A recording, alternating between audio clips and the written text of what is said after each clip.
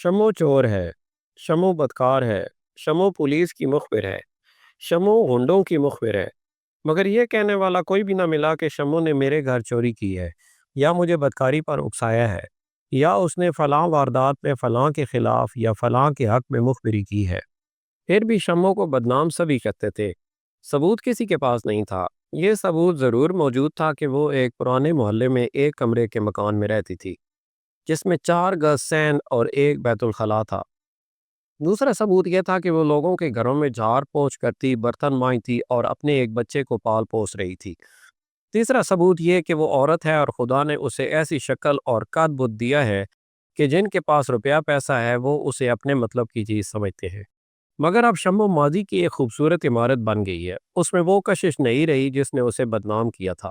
اب وہ ذرا بہتر مکان میں رہتی ہے، اس کا بیٹا کہیں ملازم ہو گیا ہے۔ میں نے جب سنا کہ شمو اب وہ شمو نہیں رہی جو لوگوں کے گھر صاف کرتی، ان کے کپڑے اور برتن دھوتی تھی، تو میں اپنی ایک سہیلی فوزیہ کو ساتھ لے کر اس کے نئے گھر چلی گئی۔ خدا کا احسان ہے کہ ہماری تربیت ایسی ہوئی ہے کہ کسی کو بلا وجہ بدنام کرنا ہمارے ہاں گناہ سمجھا جاتا ہے۔ یہی وجہ تھی کہ شمو کو ہمارے گھرانے سے لگاؤ تھا، مجھے وہ کچھ اچھی بھی لگتی تھی۔ میں اس وقت چھوٹی سی تھی جب وہ یہاں آئی تھی، میں بڑی ہوئی تو مجھے اس کی باتیں اچھی لگنے لگیں۔ ہم سب یعنی اس بستی کے مکین ہندوستان سے آئے ہوئے ہیں، اس لیے اردو بولتے ہیں۔ شمو پنجاب سے آئی تھی، اردو بول لیتی تھی، لیکن اس کے منہ سے پنجابی الفاظ بھی نکل جایا کرتے تھے جو ہمیں بڑے پیارے لگتے تھے۔ ہم اسے کہا کرتی تھیں کہ پنجابی میں بات کرو۔ پھر یوں ہوا کہ ہم نے شمو کے ساتھ مل کر ایک پیاری سی زبان بنا لی جو آدھی اردو اور آدھی پنجابی کا مرکب تھی۔ شمو کی باتیں میٹھی اور بعد میں چکنی چپڑی ہو گئیں اور پھر وہ بدنام ہو گئی۔ وہ بڑی اچھی اردو بولنے لگی تھی، اب کوئی نہیں کہہ سکتا کہ وہ پنجابی ہے۔ میں فوزیہ کو ساتھ لے کر اس کے گھر گئی۔ ایم اے کی ڈگری لے کر ہمارا دماغ خاصا روشن ہو گیا ہے۔ میں پھر ایک عرصے سے محسوس کر رہی تھی کہ شمو کسی کہانی کا مرکزی کردار ہے۔ جوانی میں کراچی آئی اور یہیں بوڑھی ہو گئی ہے، لوگوں نے اسے پراسرار عورت بنا دیا تھا، اس لیے میں اس کے ماضی میں جھانکنے کے لیے اس کے گھر چلی گئی۔ وہ بہت پیار سے ملی، باتیں شروع ہو گئیں۔ کچھ میں نے اور کچھ فوزیہ نے باتوں باتوں میں اسے ایسا بھڑکا دیا کہ اس نے اپنی گزری ہوئی زندگی کی کہانی سنا دی۔ یہ چار دیواری کی دنیا کی ایک سچی کہانی ہے جس کے واقعات ہر روز ہر محلے میں دہرائے جاتے ہیں اور باتوں کے بتنگڑ اور رائی کے پہاڑ بنتے ہیں۔ شمو کی آبیتی سن کر میں نے اور فوزیہ نے گھر آ کر قلم بند کر لی، جسے ہم اپنے الفاظ میں بیان کر رہی ہیں۔ پنجاب کے ایک شہر میں شمو ایک بچے کی ماں تھی۔ بچے کی عمر 6 سال سے کچھ زیادہ تھی، ابھی یہی اس کی اولاد تھی۔ اس کا خاوند بھی تھا جس کا مزاج حاکموں والا تھا، اس میں غصہ بھی تھا۔ وہ اپنے خاوند کے ساتھ چھوٹے سے ایک مکان میں رہتی تھی۔ خاوند کسی دفتر میں ملازم تھا، تنخواہ گزارے کے مطابق تھی۔ ایک روز شمو کو گلی میں اپنے بچے کے رونے کی آواز آئی۔ وہ باہر نکلی تو دیکھا کہ اس کے بچے کو اس سے ایک بڑا بچہ پیٹ رہا تھا۔ گلی محلوں میں بچے آپس میں کھیلا بھی کرتے ہیں اور روٹھا بھی کرتے اور لڑا بھی کرتے ہیں۔ ان کے ہاں امن کے مذاکرات اور معاہدے نہیں ہوا کرتے، لڑ کر وہ بھول جاتے اور پھر اکٹھے کھیلنے لگتے ہیں۔ ان کی لڑائی کوئی واقعہ نہیں بلکہ کھیل کا حصہ ہوتا ہے۔ واقعہ اس وقت ظہور پذیر ہوتا ہے جب بچوں کی لڑائی میں بڑے شامل ہو جاتے ہیں۔ شمو ماں تھی اور یہ اس کا پہلا اور واحد بچہ تھا۔ وہ برداشت نہ کر سکی، باہر جا کر اپنے بچے کو پیٹنے والے بچے کو 2-3 تھپڑ جڑ دیے۔ وہ بچہ روتا چلاتا اپنے گھر چلا گیا۔ شمو اپنے بچے کو لے کر گھر آ گئی۔ ذرا ہی دیر بعد اس کا دروازہ بڑی زور سے کھلا، کوئی عورت اسے دروازے میں کھڑی کوس رہی تھی۔ وہ دوسرے بچے کی ماں تھی۔ شمو جوابی حملے کے لیے نکل آئی، باہر بچے کا باپ بھی کھڑا تھا۔ اس نے غصے میں شمو کو کچھ ناروا باتیں کہہ دی۔ شمو نے ترکی بترکی جواب دیے۔ بچے کا باپ دھمکیاں دے کر چلا گیا۔ بچے کی ماں واہی تباہی بکتی رہی۔ چار دیواری کی دنیا میں جہاں لوگ اتنا ہی کماتے ہیں جس سے 2 وقت دار روٹی چل جاتی ہے، ٹیلی ویژن سیٹ نہیں ہوتے جو تفریح مہیا کریں۔ مرد سنیما دیکھ آتے ہیں، عورتیں گھروں میں قید رہتی ہیں۔ ان کے لیے تفریح کے لیے 2 ہی ذریعے ہوتے ہیں، ایک لگائی بجھائی اور دوسرا پڑوسنوں کی لڑائی۔ وہ دروازوں میں کھڑی ہو کر یا بالائی منزل کی کھڑکی کھول کر تماشا دیکھتی اور پرجوش مکالموں اور دلچسپ گالیوں سے لطف اندوز ہوتی ہیں۔ مرد کان لپیٹے گلی سے گزرتے چلے جاتے ہیں۔ بعض عورتیں بیچ بچاؤ بھی کرتی ہیں، لیکن ایسے بے ضرر طریقے سے کہ لڑائی ختم نہ ہونے پائے۔ اور جب لڑائی ختم ہو جاتی ہے تو تماشائی عورتیں ٹولیوں میں بٹ کر تبصرہ کرتی اور رائے دیتی ہیں، پھر لڑنے والیوں کے پاس جا کر ایک دوسری کے خلاف بھڑکاتی ہیں۔ شمو کی لڑائی ختم ہونے والی تھی کیونکہ دوسری عورت کا خاوند اپنے گھر کے سامنے کھڑا اپنی بیوی کو بلا رہا تھا۔ وہ عورت وہاں سے ابھی ہٹی نہیں تھی کہ شمو کا خاوند آ گیا۔ وہ مزاج کا کڑوا تھا، شمو بپری ہوئی تھی، اس نے اپنے خاوند کو بھی گرما دیا۔ خاوند نے اس عورت کو اتنی زور سے دھکا دیا کہ وہ گلی میں چت گری۔ اس کا خاوند بھوکے بھیڑیے کی طرح آیا، اپنے خاوند کو خون کی ندیاں بہانے پر آمادہ کرنے کے لیے۔ وہ عورت گر کر اٹھی نہیں، وہ کسی چوٹ کے بغیر درد سے کراہنے، کوسنے اور دھاڑے مار کر رونے لگی۔ دونوں خاوندوں کے درمیان دو آدمی آ گئے، لیکن اپنی بیویوں کے سامنے گیدڑ قسم کے مرد بھی شیر ہو جایا کرتے ہیں۔ دونوں خاوند بیچ میں آنے والے آدمیوں کو پرے پھینک کر الجھ پڑے۔ اس وقت دوسری عورت کا جوان بھائی ادھر آ نکلا، اپنے بہنوئی کو مار کا آرا دیکھا تو وہ بھی مار کے میں شریک ہو گیا۔ شمو کہتی ہے کہ بھائی نے اس کے خاوند پر حملہ نہیں کیا، بلکہ وہ دونوں کو چھڑا رہا تھا۔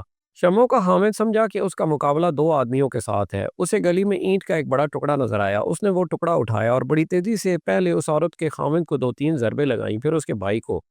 ٹکڑا نوکیلا تھا جس نے دونوں کو بری طرح لہو لہان کر دیا۔ کچھ لوگ اور آ گئے، مزید خون خرابہ رک گیا۔ معصوم سے بچوں کی لڑائی ایک حادثہ بن گئی، مگر یہ ایک بہت بڑے حادثے کی ابتدا تھی۔ شمو اپنے خاوند اور بچے کے ساتھ اندر چلی گئی۔ کوئی 1 گھنٹے بعد شمو کے خاوند کو کسی نے باہر بلایا۔ وہ باہر نکلا تو باہر ایک پولیس کانسٹیبل کھڑا تھا۔ کانسٹیبل اسے تھانے لے گیا۔ اگر چوٹوں سے جسم چور چور ہو جائے اور خون نہ نکلے تو کوئی توجہ ہی نہیں دیتا، اور اگر ذرا سی خراش آ جائے جس سے نکلے ہوئے خون کے چند قطرے کپڑوں کو لال کر دیں تو اسے ایک خوفناک واردات سمجھ لیا جاتا ہے۔ دوسری عورت کے خاوند اور بھائی کے سر سے جو خون نکلا تھا اس سے ان کے کپڑے لال ہو گئے تھے۔ اسی حالت میں وہ تھانے چلے گئے۔ شمو کے خاوند کو بلایا گیا، اینٹ کا ٹکڑا بھی تھانے میں پڑا تھا۔ شمو نے جب اپنے خاوند کو دیکھا وہ حوالات میں بند تھا۔ اس کے بعد اس نے اپنے خاوند کو ہتھکڑیوں میں اس وقت دیکھا جب پولیس اسے گلی میں موقع واردات پر لائی۔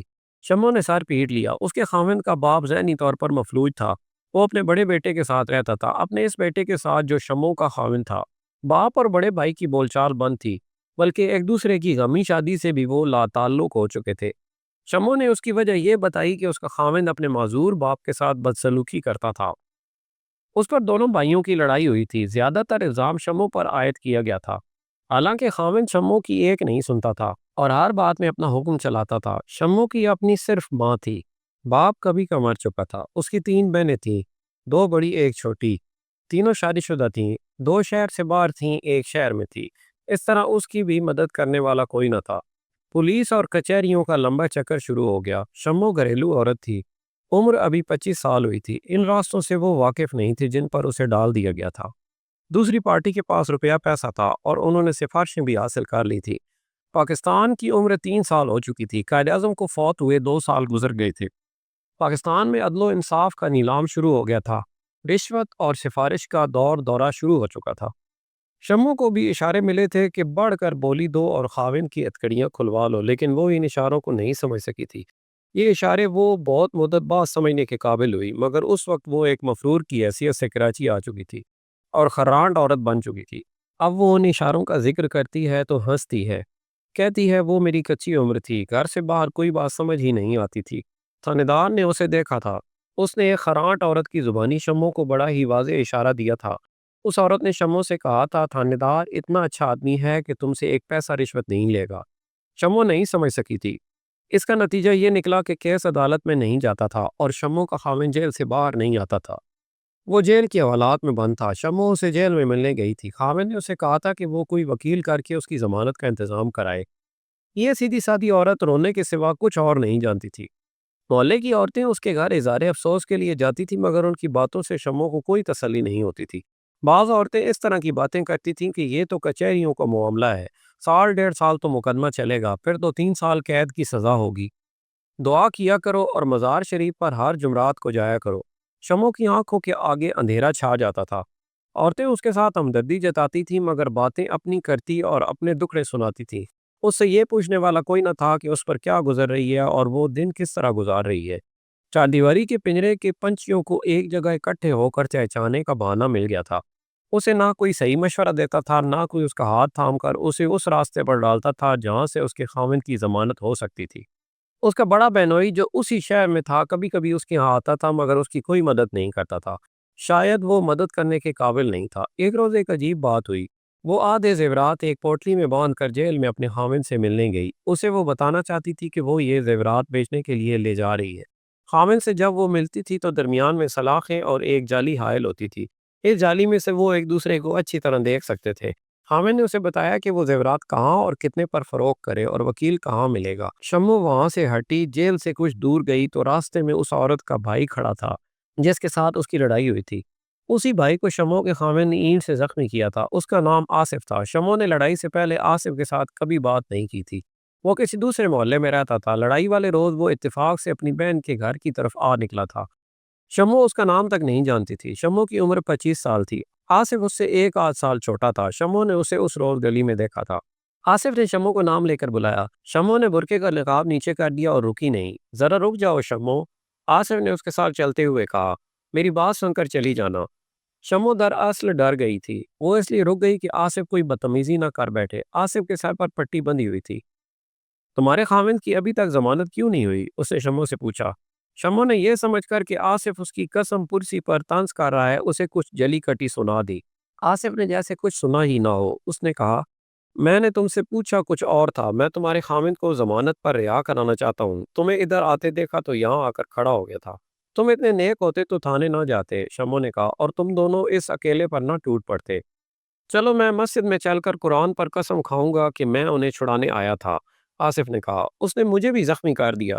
میں نے اپنے بہنوئی کی منت کی تھی کہ تھانے رپورٹ نہ کرے، لیکن وہ تمہارے خاوند کی طرح پکا خپتی ہے۔ میں تمہارے خاوند کو اچھی طرح جانتا ہوں۔ میرا بہنوئی اس سے کم نہیں۔ تمہیں میرے ساتھ کیا ہمدردی ہے؟ شمو نے اس سے طنزیہ لہجے میں پوچھا۔ میں تو تمہیں جانتی ہی نہیں۔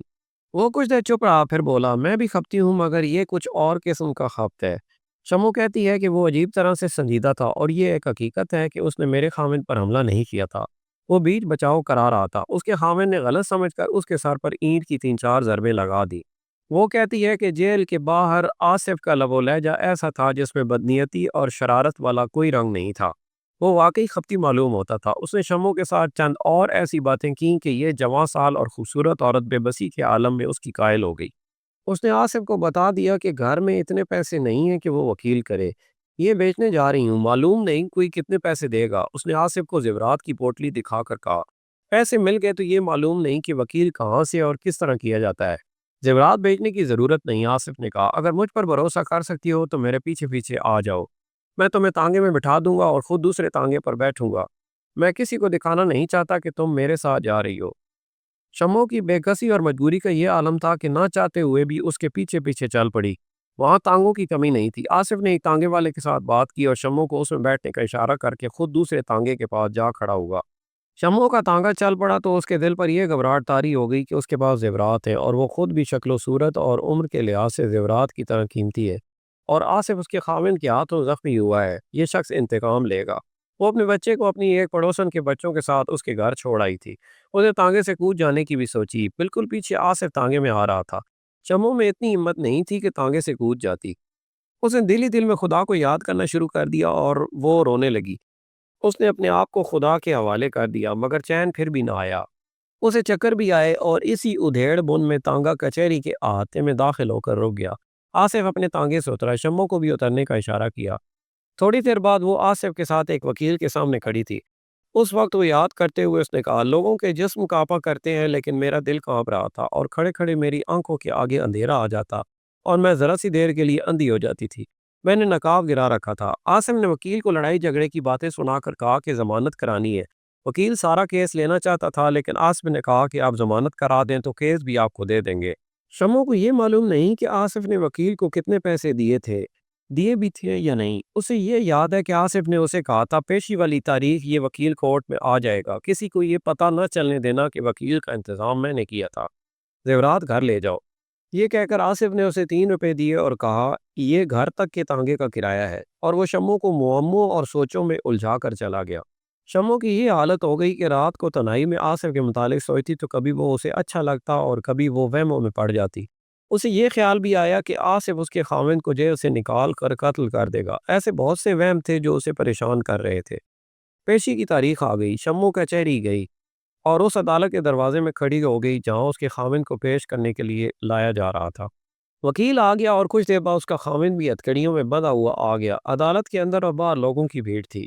ان میں مجرم تھے، گواہ بھی تھے، اور مجرموں کے عزیر رشتہ دار بھی۔ وکیل نے ضمانت کی درخواست دے رکھی تھی جو منظور ہو گئی۔ اس کے سوا اور کوئی کارروائی نہ ہوئی۔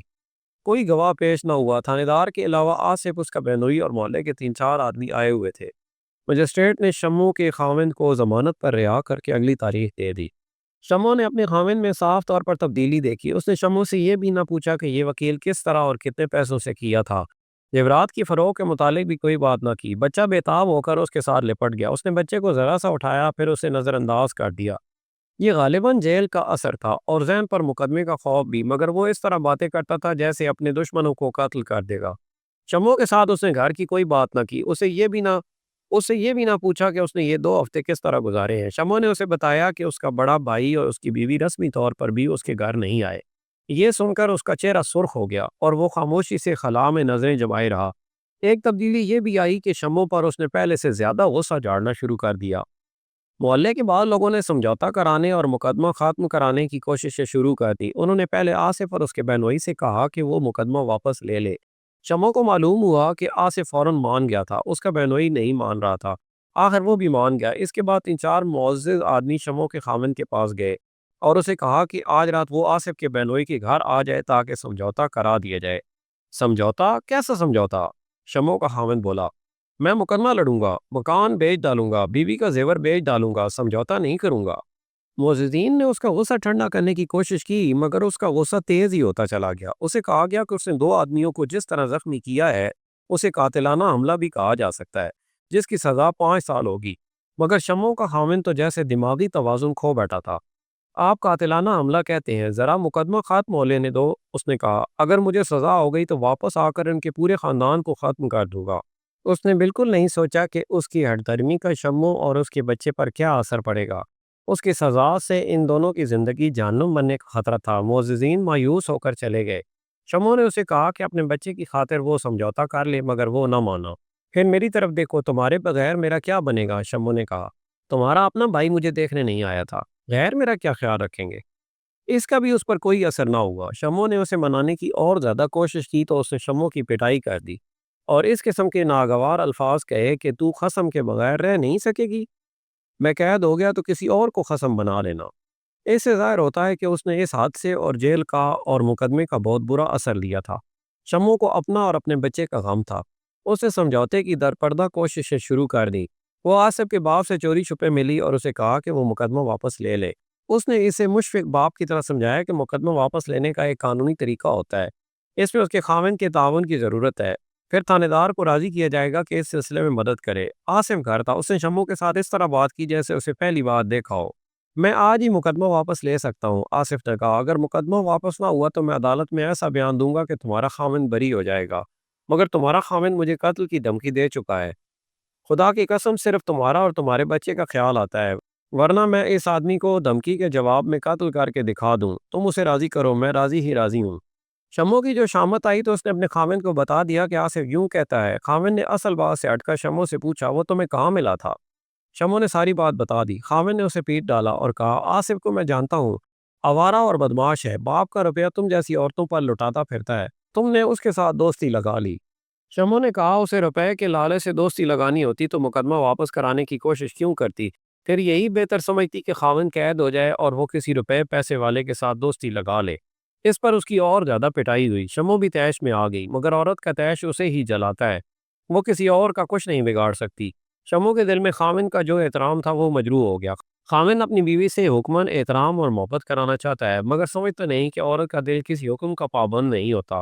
شمو پتھر نہیں تھی، فرشتہ بھی نہیں تھی، فلاسفر اور ماہر نفسیات نہیں تھی۔ وہ ربڑ کی گیند کی طرح کی ایک چیز تھی جسے آرام سے جہاں رکھو وہیں پڑی رہتی ہے، اور اگر اسے پٹخ دو تو وہ اچھل کر واپس آ جاتی ہے۔ اگر احتیاط نہ کرو تو پٹخنے والے کے منہ پر لگتی ہے۔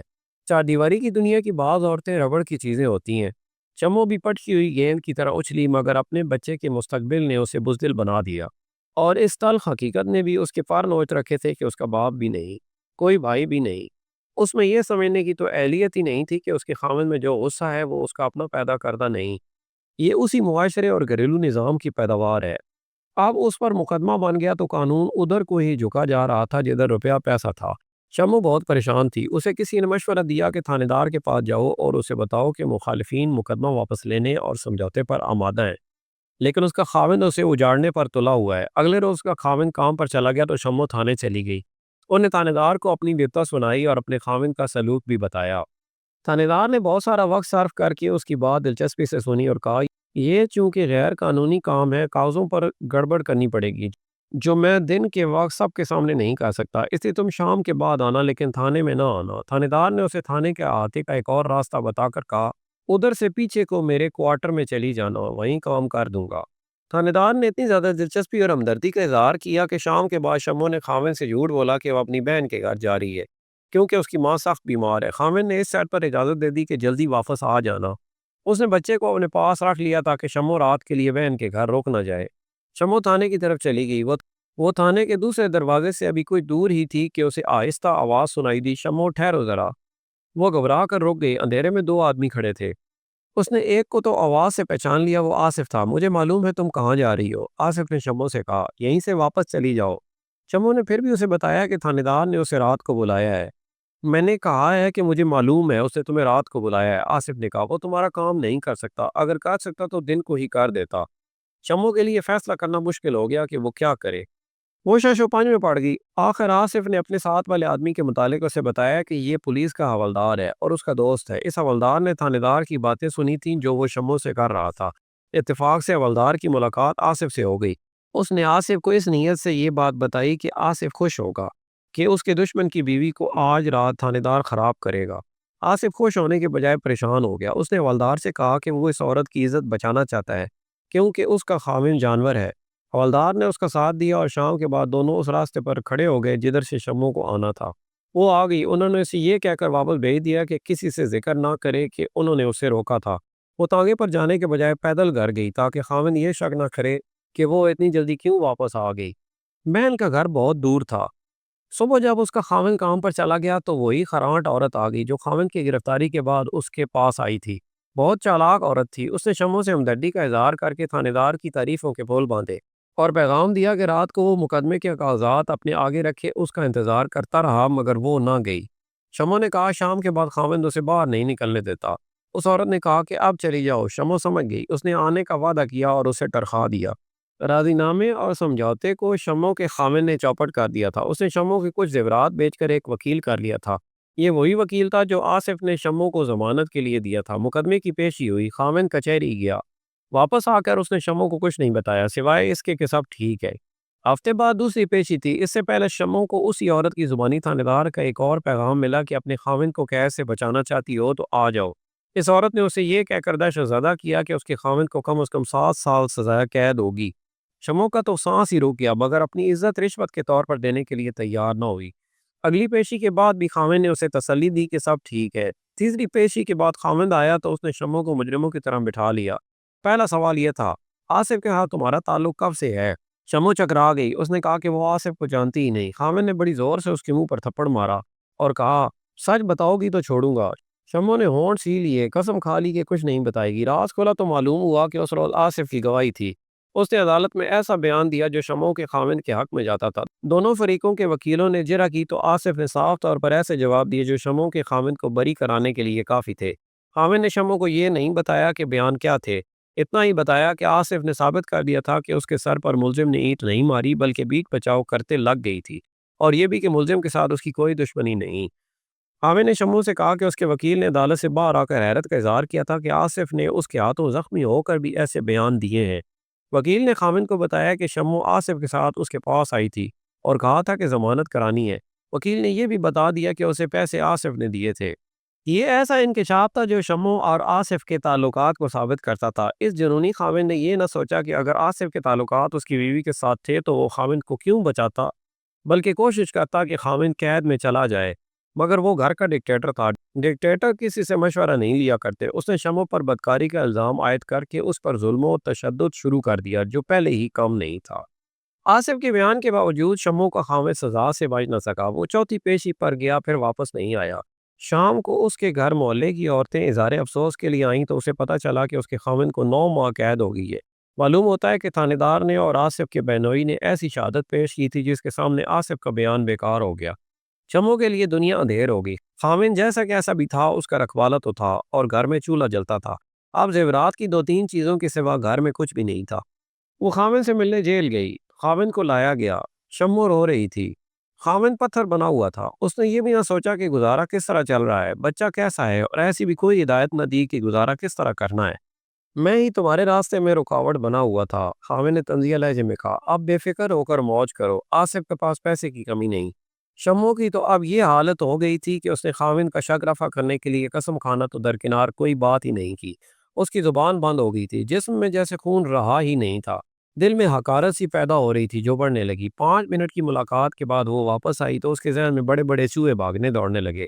عورت کا عورت ہونا اس کی بہت بڑی کمزوری ہے، وہ جسمانی اذیتیں اور مشقتیں برداشت کر سکتی ہے، لیکن بدکاری کا الزام اس سے ہتھیار ڈلوا لیتا ہے۔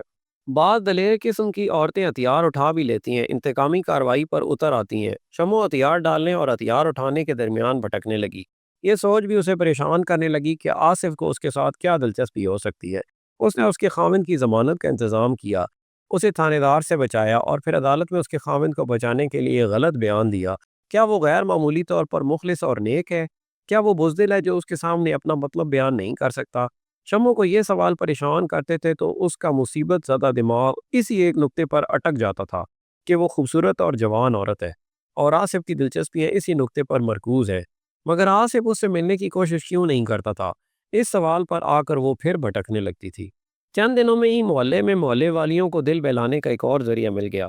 دیواروں کے صرف کان نہیں ہوتے، زبان بھی ہوتی ہے۔ کسی گھر کی کوئی بات کسی سے چھپی نہیں رہتی، بلکہ یہ چار دیواری کی دنیا کا عجوبہ ہے کہ جو بات چھپانے کی کوشش کرو وہی سب سے زیادہ پھیلتی ہے۔ آصف کے بہنوئی کے گھر کے متعلق معلوم ہوا کہ وہاں میاں بیوی میں باقاعدہ لڑائی جھگڑے شروع ہو گئے۔ وجہ یہ بیان کی جا رہی تھی کہ آصف نے عدالت میں جو بیان دیا تھا اس پر اس کا بہنوئی سخت ناراض تھا، اس حد تک ناراض کہ اس نے اپنے گھر میں آصف کا آنا بند کر دیا تھا۔ آصف کی بہن کو اپنے خاوند کا یہ الزام بہت برا لگا۔ اس نے اپنے خاوند سے کہا کہ وہ اپنے بھائی کے ساتھ تعلق نہیں توڑ سکتی۔ یہ خاوند بھی خپتی تھا، خپتی نہ بھی ہوتا تو اس کا خاوند ہونا ہی کافی تھا۔ وہ کیسے برداشت کر لیتا کہ اس کے فیصلے کو اس کی بیوی رد کرے؟ میاں بیوی کی چپ کلش یہاں تک پہنچ گئی کہ خاوند نے یہ حکم جاری کر دیا کہ نہ اس کی بیوی اپنے میکے جائے گی، نہ اس کے میکے کا کوئی فرد اس کے گھر آئے گا۔ یہ بیوی آصف کی بہن ان بیویوں میں سے تھی جو تنگ آ کر جنگ پر اتر آتی ہیں۔ اس نے اپنے خاوند کا یہ حکم ماننے سے انکار کر دیا۔ شمو کے اپنے حالات ایسے تھے کہ کسی کے لڑائی جھگڑوں کے ساتھ اسے کوئی دلچسپی نہیں تھی، مگر ایک دو قریبی پڑوسنوں نے اس کی دلچسپی کا رخ موڑ دیا۔ اسے بتایا کہ آصف کے بہنوئی نے یہ مشہور کر دیا ہے کہ آصف نے عدالت میں جو بیان دیا ہے وہ شمو کو خوش کرنے کے لیے دیا ہے، کیونکہ اس کے ساتھ اس کا خفیہ دوستانہ ہے۔ یہ بات دلچسپ بھی تھی اور لذیذ بھی۔ عورتوں نے مزے لے لے کر اور شرافت کا اظہار کرنے کے لیے کانوں پر ہاتھ رکھ رکھ کر ایک دوسری کو سنائی، اسے زیب داستان سے آراستہ کیا، اپنے تخلیق کیے ہوئے ثبوت پیش کیے اور شمو پر آصف کے دوستانے کا الزام ثابت کر دیا۔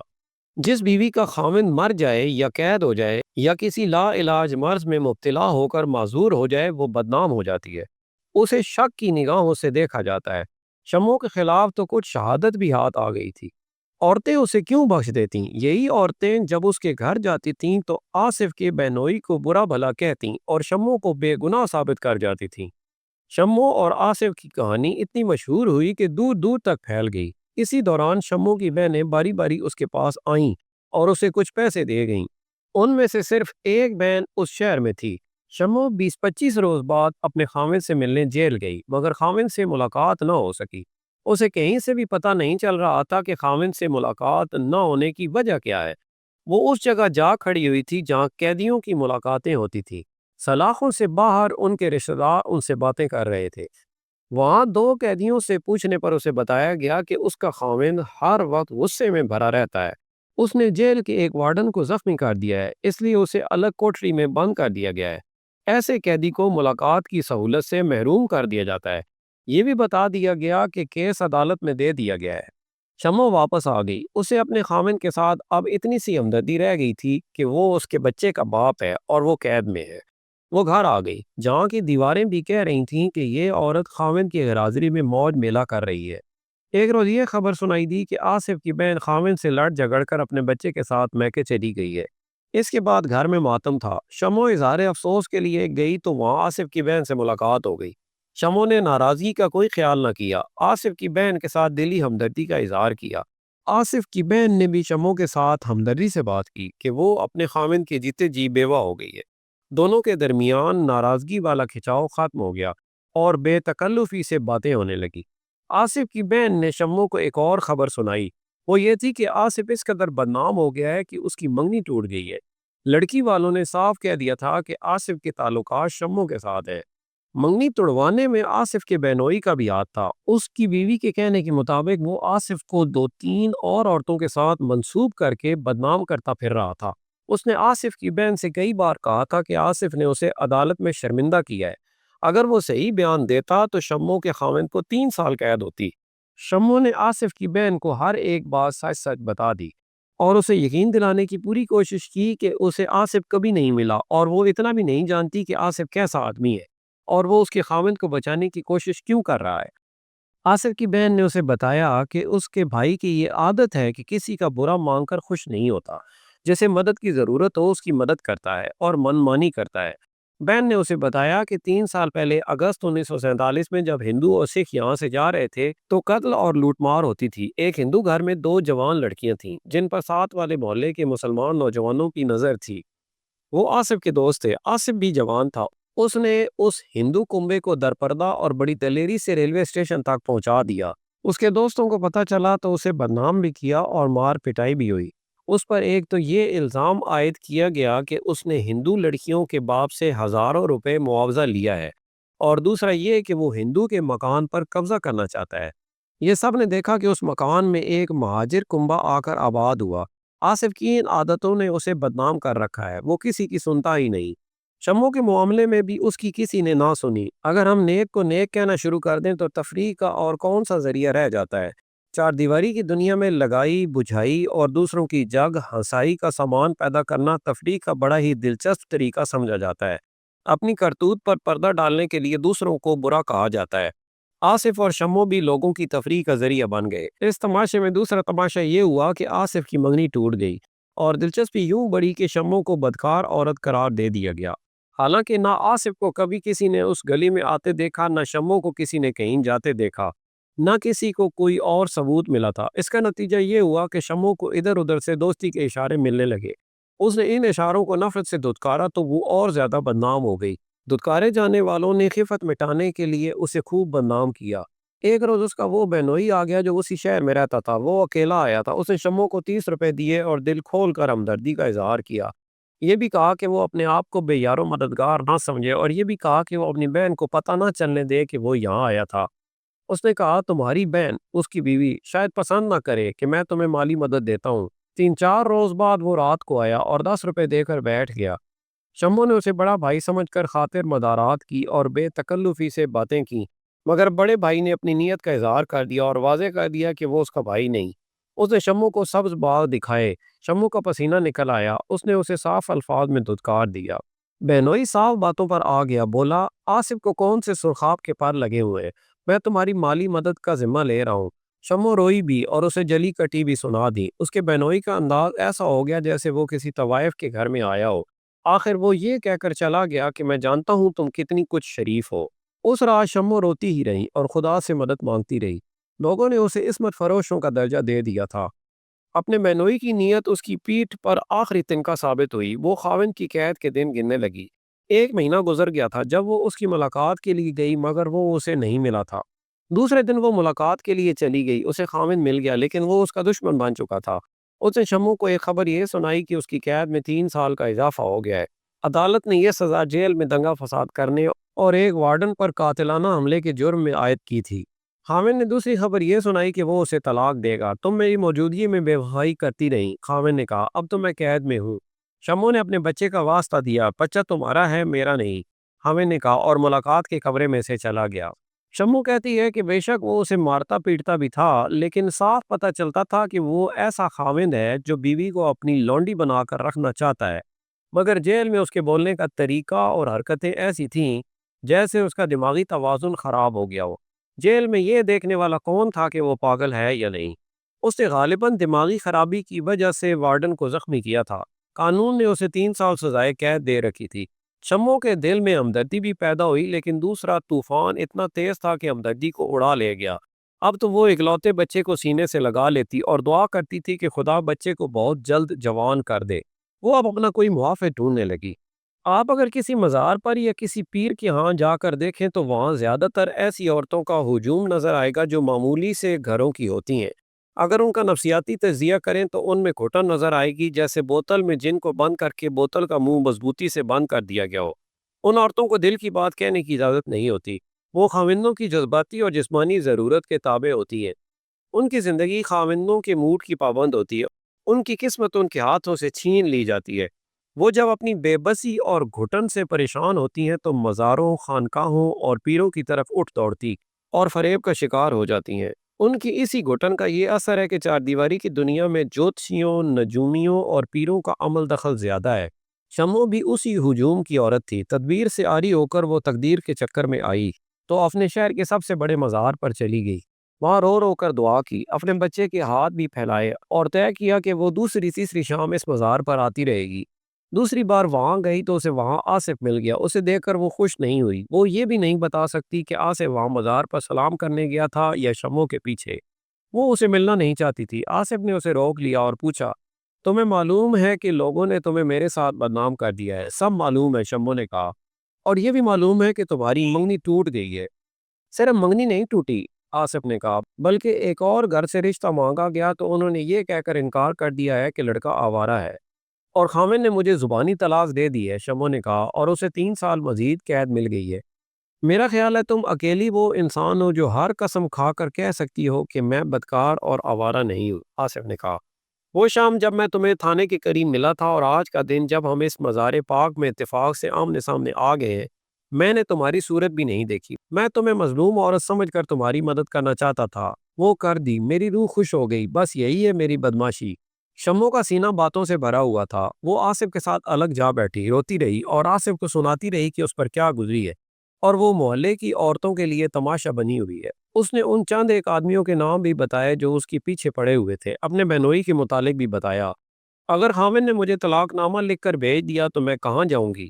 شمو نے کہا، کیا کوئی ایسا درد مند ہے جو میرے ساتھ شادی کر لے گا؟ آصف کے متعلق شمو نے ہمیں بتایا کہ اس کی ذہنی حالت اچھی نہیں تھی۔ منگنی ٹوٹ جانا اور ایک گھر سے رشتے کا جواب مل جانا کہ وہ آوارہ ہے اسے پاگل کیے ہوئے تھا۔ گھر والوں نے اسے بہت ڈانٹا ڈپٹا اور ذلیل کیا تھا۔ اس کی وجہ سے سارے خاندان کی بے عزتی ہوئی تھی۔ اسے شمو سے کہا کہ وہ مزار پر آتی رہے اور وہ بھی آتا رہے گا۔ شمو کو جذباتی سہارا مل گیا، اس کی کچھ تو ڈھارس بندھی، وہ گھر چلی گئی۔ اگلے ہی روز اسے ڈاک سے ایک لفافہ ملا۔ یہ اس کی زندگی کا پہلا خط تھا جو اسے ملا تھا۔ اس نے گلی میں دیکھا ایک لڑکا گزر رہا تھا، وہ چھٹی ساتویں جماعت میں پڑھتا تھا۔ اسے اندر بلا کر خط پڑھوایا۔ یہ طلاق نامہ تھا جو خاوند نے جیل سے بھیجا تھا۔ عورت اپنی شہ رگ کٹوا سکتی ہے، طلاق برداشت نہیں کر سکتی۔ تلوار کا مقابلہ کر سکتی ہے، طلاق کی صرف دھمکی سے ہی ہتھیار ڈال دیتی ہے۔ شمو نے معلوم نہیں خودکشی کیوں نہ کر لی، اسے غالباً اپنے بچے کا خیال آ گیا تھا۔ وہ شام کو مزار پر گئی۔ مزار کی نسبت اب وہ آصف کو اپنا محافظ سمجھنے لگی تھی، مگر آصف نہ آیا۔ وہ رات اور اگلا دن اس نے بڑی مشکل سے گزارا۔ جذباتی مشکل کے ساتھ دوسری مشکل یہ پیدا ہو گئی تھی کہ جس لڑکے سے اس نے خط پڑھوایا تھا اس نے اپنے گھر والوں کو بتا دیا۔ لڑکے کی ماں نے شمو کے پاس آنے اور اس کی بدقسمتی پر پردہ ڈالنے کے بجائے اپنی پڑوسن کو بتایا۔ پڑوسن نے بات آگے چلائی اور تھوڑی سی دیر میں سارے محلے میں یہ خبر مشہور ہو گئی کہ شمو کو بدکاری کی پاداش میں طلاق مل گئی ہے۔ لہٰذا یہ ثابت ہو گیا کہ اس کا چال چلن بہت خراب ہے۔ دوسری شام اسے آصف مزار پر مل گیا۔ شمو نے طلاق نامہ اس کے ہاتھ میں دے دیا۔ آصف نے تحریر پڑھی، اس کے چہرے کا رنگ بدل گیا۔ تمہیں طلاق مل گئی ہے اور مجھے اس لیے رشتہ نہیں ملتا کہ میں آوارہ ہوں، آصف نے کہا، تم میری وجہ سے بدنام ہوئی ہو۔ وہ سوچ میں پڑ گیا، پھر بولا، میں تمہیں جہاں لے جاؤں وہاں چلو گی؟ معلوم نہیں میں تم پر احسان کر رہا ہوں یا نہیں، مگر حقیقت یہ ہے کہ میں یہاں رہنا نہیں چاہتا۔ لعنت ہے اس گھر پر، اس برادری پر اور اس محلے پر۔ شمو تو کوئی سوچنے کے قابل نہیں رہی تھی۔ 7-8 روز بعد شمو نے اپنے بچے کچھ زیورات پوٹی میں باندھے، اچھی قسم کے کپڑے وغیرہ ایک سوٹ کیس میں بند کیے، اور سورج غروب ہونے کے بعد اس نے بچے کو ساتھ لیا۔ اس کے ہاتھ میں سوٹ کیس تھا۔ وہ گھر سے نکل گئی۔ تانگے نے اسے ریلوے اسٹیشن پہنچا دیا۔ آصف اس کے انتظار میں کھڑا تھا۔ وہ گھر سے کچھ رقم لے آیا تھا۔ یہ رات کی گاڑی سے وہ کراچی کے لیے روانہ ہو گئے۔ آصف نے کراچی میں اپنے شہر کے ایک دوست کی وساطت سے رہائش کا انتظام کر لیا تھا۔ یہ دوست ٹیلر ماسٹر تھا جس نے بہت سے شاگرد رکھے ہوئے تھے۔ کراچی اتنا بڑا اور اس قسم کا شہر ہے کہ یہاں آ کر انسان انسانوں کی ہجوم میں گم ہو جاتا ہے۔ آصف اور شمو بھی گم ہو گئے۔ ٹیلر ماسٹر نے ان کا باقاعدہ نکاح پڑھوا دیا اور آصف کے لیے کوئی ذریعہ معاش تلاش کرنے لگا۔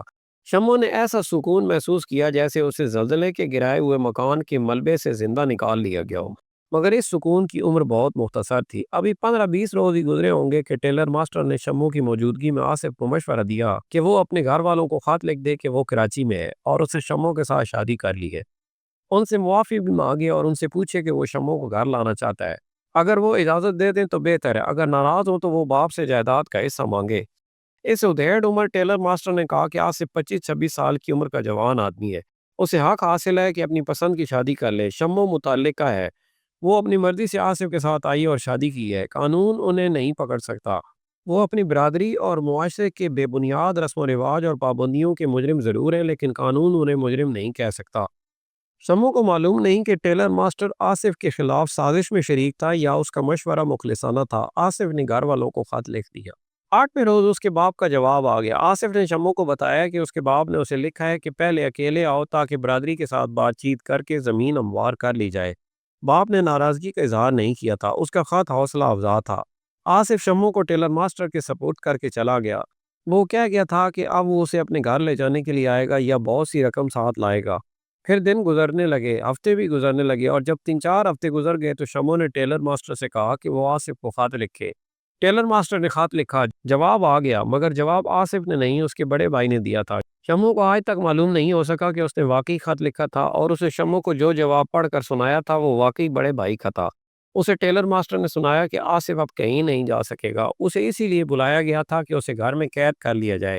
ہماری برادری کبھی برداشت نہیں کر سکتی کہ کوئی لڑکا ایسی عورت کے ساتھ شادی کر لے جو کسی خاوند کی چھوڑی ہوئی ہو اور جس کے متعلق یقین ہو کہ وہ بدکار ہے۔ ایسی بہت سی باتیں لکھی گئی تھیں۔ آخر میں شمو کو دھمکی دی گئی تھی کہ اگر وہ اس شہر میں واپس آئی اور اس نے آصف کو اپنا خاوند کہا تو اسے اس کے بچے سمیت غائب کر دیا جائے گا۔ شمو میں اتنی ہمت کہاں تھی کہ وہ ان لوگوں کا مقابلہ کرتی۔ قانونی لحاظ سے وہ مجرم نہیں تھی، لیکن وہ قانون کو نہیں سمجھتی تھی، وہ اپنے آپ کو مجرم سمجھتی تھی۔ وہ گھر سے بھاگی تھی، ایک جوان سال آدمی کو بھی اپنے ساتھ لے آئی تھی۔ وہ دبک کر بیٹھ گئی اور ہر لمحہ انتظار کرنے لگی کہ آصف آ جائے گا۔ وہ منمانی کرنے والا آدمی تھا، مگر وہ نہ آیا۔ ٹیلر ماسٹر نے اسے اپنی پناہ میں رکھا۔ 4-5 ماہ بعد ٹیلر ماسٹر چند دنوں کے لیے اپنے شہر گیا۔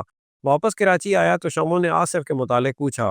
ٹیلر ماسٹر کے آنسو نکل آئے۔ اسے شمو کو بتایا کہ باپ اور بڑے بھائی نے آصف کو مارا پیٹا اور کمرے میں بند کر دیا تھا۔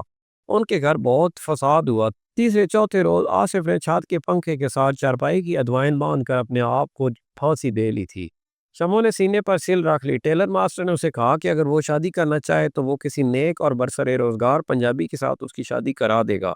شمو نہ مانی۔